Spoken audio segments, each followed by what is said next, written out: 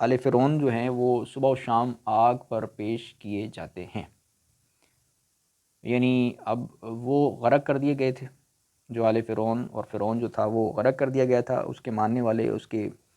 پیروکار سب جو تھے وہ حضرت موسیٰ علیہ السلام پر جو ایمان نہیں لائے تھے وہ غرق کر دیے گئے تھے۔ تو اب وہ عالم برزخ میں ہیں، ابھی قیامت قائم نہیں ہوئی، لیکن اللہ تعالیٰ فرماتا ہے کہ وہ صبح و شام آگ پر پیش کیے جاتے ہیں، یعنی عالم برزخ جو عالم ہے۔ اب یہ عالم برزخ کون سی جگہ ہے؟ یہ وہ جگہ ہے جو قبر ہوتی ہے، اور قبر سے مراد یہ جسمانی قبر نہیں ہے، یہ جسمانی قبر جو ہمیں نظر آتی ہے، مٹی میں ہم دفن کر دیتے ہیں، اصل میں جو یہ تو جسمانی اعتبار سے قبر ہے نا، اصل قبر وہ ہے جہاں پہ روح کو رکھا جاتا ہے، اور وہ ایک روحانی قبر ہوتی ہے، ٹھیک ہے نا، کیونکہ دنیا میں آپ دیکھتے ہیں کہ بہت سارے لوگوں کو جلا بھی دیا جاتا ہے، ٹھیک ہے، جو مطلب یہ ہوتا ہے کہ پانی میں وہ غرق ہو جاتے ہیں اور ان کی لاش بھی نہیں ملتی، انہیں قبر میں بھی نہیں دفنایا جاتا، ٹھیک ہے، تو وہ پانی کے ساتھ ریزہ ریزہ ہو جاتے ہیں، اور بعض آگ میں جل کر مطلب بالکل دھواں بن کر اڑ جاتے ہیں، تو وہ تو قبر میں نہیں ڈالے جاتے۔ تو پھر بھی جو ہے کہ قبر کا عذاب دیا جاتا ہے، تو وہ اس سے مراد یہ ہے کہ جو روحیں ہوتی ہیں نا، روح کو قبر میں ڈالا جاتا ہے، تو اصل حساب کتاب ہوتا ہے روح کا، کیونکہ روح کو پھر وہاں پہ جو ہے نا وہ اس کو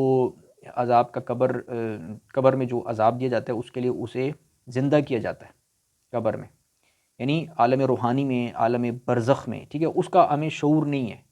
اس کا ہمیں شعور نہیں ہے کہ وہ کس حساب کی، کیا حساب کتاب ہوتا ہے وہاں پہ، کیا مطلب چیزیں ہوتی ہیں، ٹھیک ہے، اس کی حقیقت ہم پوری طرح سمجھ نہیں سکتے، لیکن ظاہر ہے ہم اس پر ایمان رکھتے ہیں، اور جو باتیں اللہ تعالیٰ نے بیان فرمائی ہیں قرآن شریف میں اس کو ہم مانتے ہیں۔ تو اللہ تعالیٰ فرماتا ہے وہ صبح و شام آگ پر پیش کیے جاتے ہیں، یعنی وہ عالم برزخ میں جو ہے نا، عالم برزخ میں وہاں پہ صبح و شام کا تصور بھی ہے، وہاں پر بھی صبح بھی ہے شام بھی ہے، وہ ایسی دنیا ہے،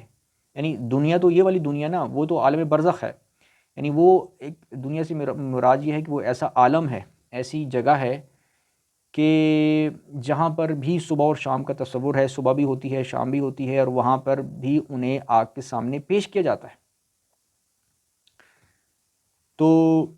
اور فرمایا اور جس دن قیامت برپا ہوگی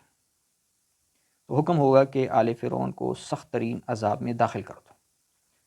تو قیامت کے دن پھر انہیں جہنم میں داخل کر دیا جائے گا، اور کسی قدر عذاب ظاہر عالم برزخ میں بھی ہوتا ہے، یہ حدیث سے بھی یہ چیزیں ہمیں معلوم ہوئی ہیں۔ اور اسی طرح جو نیک لوگ ہوتے ہیں انہیں بھی عالم برزخ میں کسی قدر جنت کی نعمتوں کا مزہ چکھایا جاتا ہے، اور وہ ایک ایسی جگہ پر ہوتے ہیں جہاں پہ انہیں خوشی حاصل ہوتی ہے، جو نیک لوگ ہوتے ہیں۔